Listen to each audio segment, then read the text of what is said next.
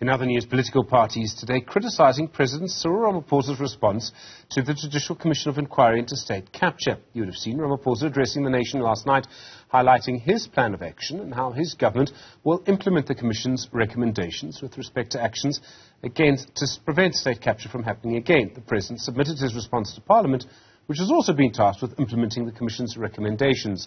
Athi Mtongana joins us now live for more on this. Athi, good afternoon to you. What response from Parliament and people there so far?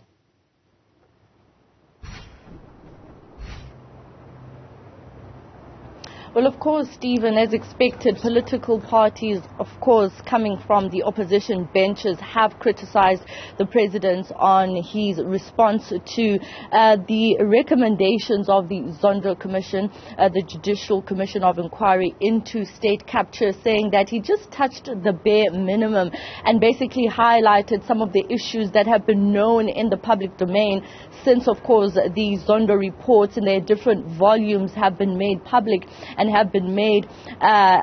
public into the website for the presidency. But the opposition parties, by the likes of the DA and the EFF, for example, and Action SA, actually, which we spoke to today, say that the president, he himself, is one that has played a role in the capture of state institutions. For example, Herman Mashaba, the leader of Action SA, who is in Cape Town today to announce their new chairperson, claims that the president was the deputy president at the time when he was given the task to handle many SOEs which have now been embroiled in a lot of state capture insofar as, you know, the use of public funds. And so what they're saying in essence is that President Cyril Ramaphosa himself should actually avail himself to law enforcement agencies to investigate his role in state capture, as well as, of course, bringing up the issue of Phala and saying that law enforcement agencies have been dragging their feet, and particularly Parliament as well, even though that there's this independent panel which is now looking at the president's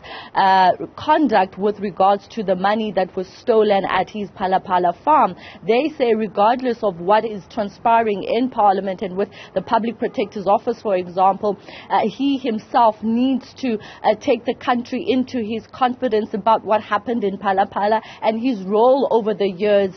in the administration insofar as, you know, the SOEs that are now suffering as a result of state capture. The DA will be now writing to the Speaker of the National Assembly so that they can actually include the issue of his response, his 76-page document, that they can include it into this week's National Programming Committee so that it can actually be something that MPs, particularly chief whips, can take into their caucus so that they can extensively discuss, because Parliament says that it has had its structures working on the Zondo report by referring some of these cases to the Ethics Committee, but opposition parties feel that this is not enough because the Zondo Commission itself has found that Parliament did not play its oversight role properly during the time of state capture, and so what Zondo has even suggested is the strengthening of Parliament's role in playing an oversight role over the executive, saying that they should also establish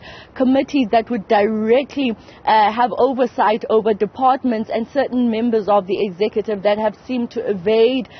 appearing before Parliament. And so the President himself has said that the Department of National Treasury will then also be involved in trying to ensure that they budget for such committees and budget for strengthening the role of Parliament as an oversight and as an extended arm of the state. Athi Mtongana, thank you very much indeed. Do appreciate it. Live, of course, from Parliament.